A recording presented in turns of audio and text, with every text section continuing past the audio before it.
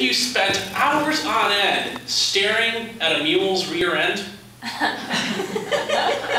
Shivering somewhere high above the trees as you gasp for air 15,000 feet up the side of some godforsaken mountain? Or sweltering in deep canyons that are so hot that just dying and going to hell to get out of the heat seems like a really great idea? And have any of you ever done all of this and more in the same day? I have. That's right. I turned 40 this past summer, and I decided to reward myself by flying to Peru and hiking the Inca Trail. Not the prissy little 4-day thing in the Sacred Valley that all the tourists do. No. I did the real Inca Trail.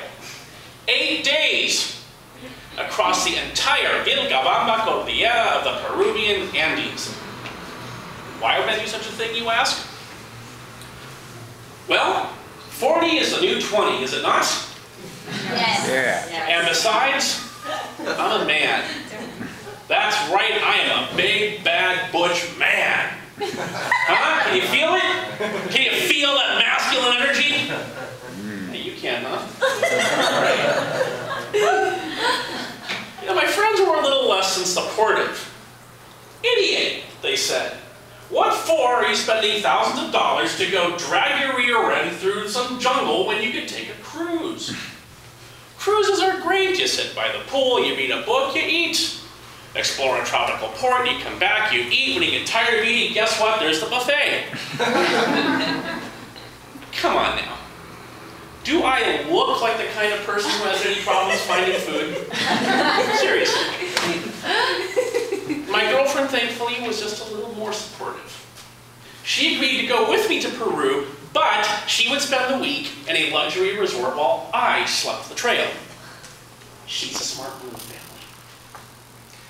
The first sign of trouble came the night before I began my hike, when I finally got to look at the map. You would think that spending thousands of dollars to go to Peru, that looking at the map would be a prerequisite. But ladies know the truth. Real men don't need maps. And I'm a man, baby. I am all man. The day came. I put on the exact outfit you see here. So sexy. And put my backpack on, and down the trail I went. Ho, ho, ho, the jolly green giant. Until we stopped for lunch, and I peered down into the first canyon. And you know, in that moment it occurred to me why Sir Edmund Hillary had gone to Nepal instead of Peru. Everest is easier.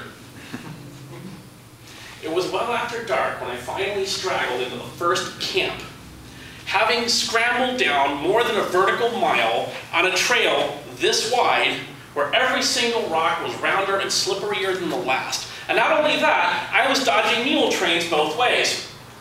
Imagine a state highway the size of a bicycle lane, and that's what this trail was like. You know, getting to camp is supposed to be just a wonderfully satisfying experience, but it wasn't. Because not only was I half dead from going down, but I had to, next day, go up the other side. I just wanted my mom. Someone's mom, anybody's mom would have been all right. Well, some days later, there I was, schlepping up the side of yet another mountain through a shin-deep mixture of mud and mule poop. Well, all of a sudden, I fell. There I was, upside down in a bamboo bush some distance below the trail. Literally grasping at straws. I was just starting to figure out where I was, how I got in here, and how the heck I was going to get back up there, when one of the guides poked his head over the edge, looked me in the eye, and said, "Mimi."